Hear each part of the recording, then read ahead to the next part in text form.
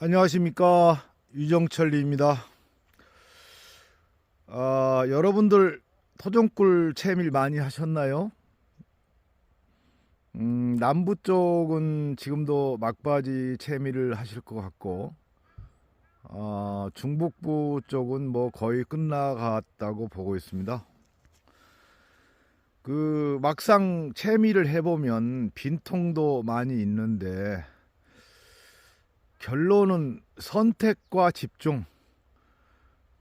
사각통이나 환태통 있다고 다 굵다는 건 아니고, 특별하게 밀원이 있지 여름철 밀원이 있지 않으면 그 일찍 분봉했거나 월동한 본통에서만 아마 여러분들 기대만큼 꿀을 딸 거예요. 여기에 있는 벌통들은 전부 외부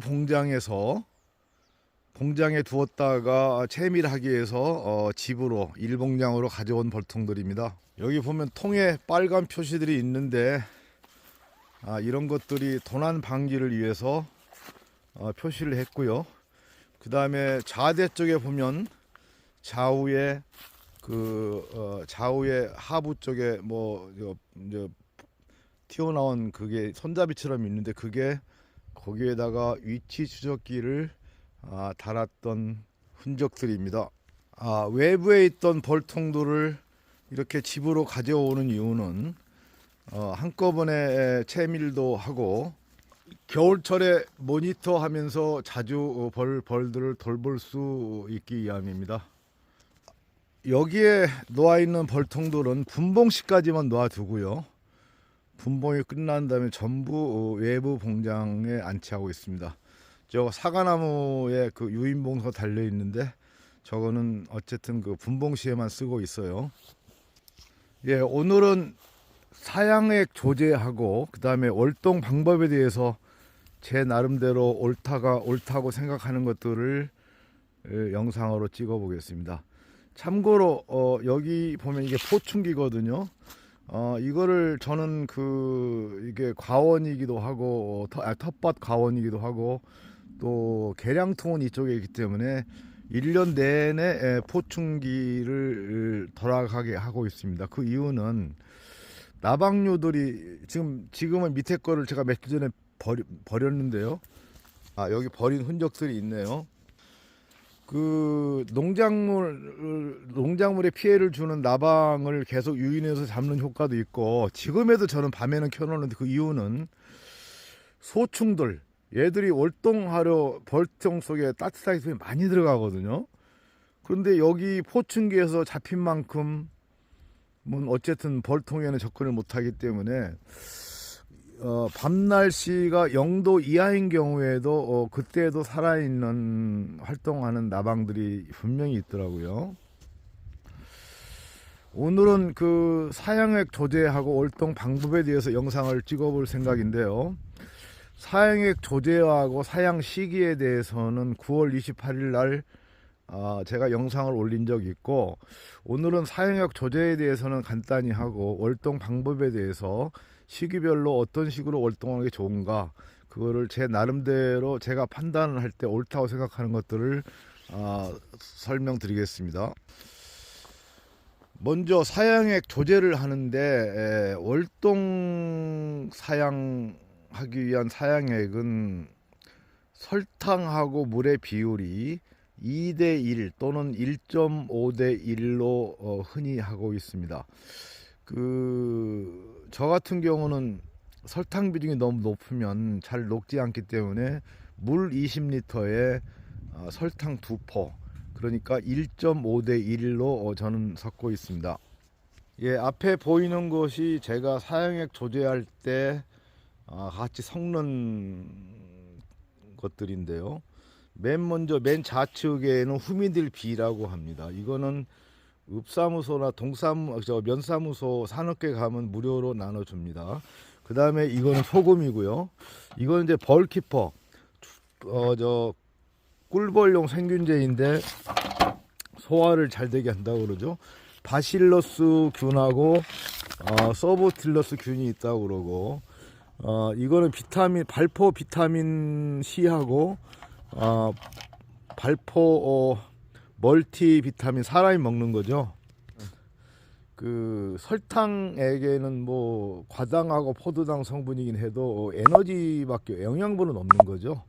그래서 이런 것들 좀 섞어주는데 여기에다가 매실 엑기스나 그 개복숭아 엑기스 또는 뭐 홍삼 진액 같은 걸 섞는 분도 있습니다. 참 추가로 말씀드리면 후미딜 B는 일종의 약한 항생제인데 그 양봉에서 노제마병을 예방을 해서 많이 씁니다. 그래서 읍면 동사무소 산업계가 이걸 많이 비치해 놓고 무료로 나눠주는데 이거 25g에 한 3만 원쯤 할 거예요. 사시지 말고 관할 그 주민센터 가서 이제 내년부터 이제 미리 무료로 얻으셨으면 하고요. 이거는 매번 할 때만 섞는 건 아니고요. 그 사양할 때 두세 번 정도 후미딜 B가 섞인 거를 주게 되면은 추운 겨울에 차가운 먹이 먹다가 그 배탈 나서 설사하는 거 그런 것들을 많이 예방할 수가 있습니다. 예, 월동 사양 시기는 여기는 중북부 지역입니다. 이쪽은 10월 한 20일경부터 월동 사양한다고 저는 판단하고 있고요. 사실 적당한 보온이 유지가 된다면 11월 1일 날부터 해도 상관은 없습니다. 벌들이 그 월동 사양을 집중적으로 하게 되면 한 뭐 10일이나 2주 정도면 필요한 만큼 다 가져가는데 계량통 같은 경우는 그 소비의 70% 정도, 3분의 2 정도가 그 꿀이 그 저밀이 됐을 때 충분하다고 보고 있고요. 계량통 저 대박 같은 경우는 만약 4칸이라고 그러면 위에 2칸은 꿀, 밑에 2칸은 벌집하고 뭐 화분 같은 거 저장해서 2대 2로 하면 충분하다고 보고 있어요. 그래서 계량통 같은 경우에는 광식 사양기에 한 3번에서 5번 정도면 충분하다고 보고요.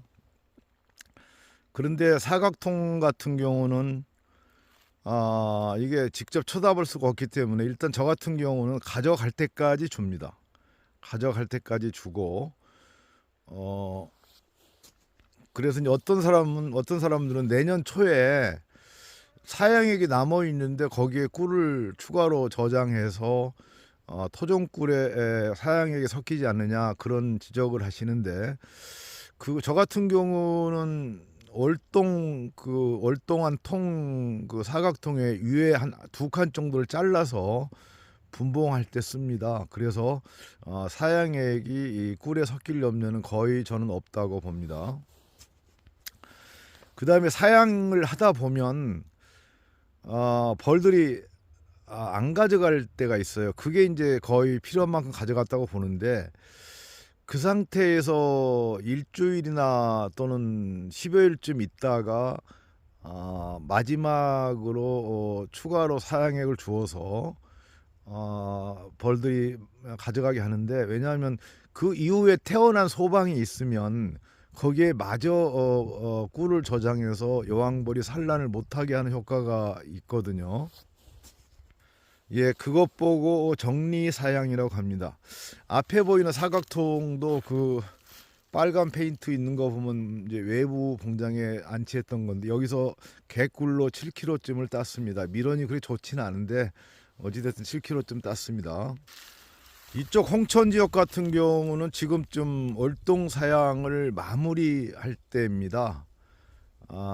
남부 지방까지 얘기하면 뭐 중남부, 남부 쪽 얘기하면 일주일이나 남부는 2주 정도 시간 여유는 있다고 생각하는데 그 월동 사양을 너무 빨라도 봄벌이 약할 수가 있고 너무 늦어도 일벌들이 너무 노동을 하게 돼서 수명이 짧아지는 것도 있는데 만약 약군이라면 가온이나 보온을 철저하게 해서 뭐 지금 정도까지 또는 남부 쪽은 더 시간적이 있습니다만은 산란을 받는 경우도 있는데 그 경우는 그냥 두시면 안 되고요.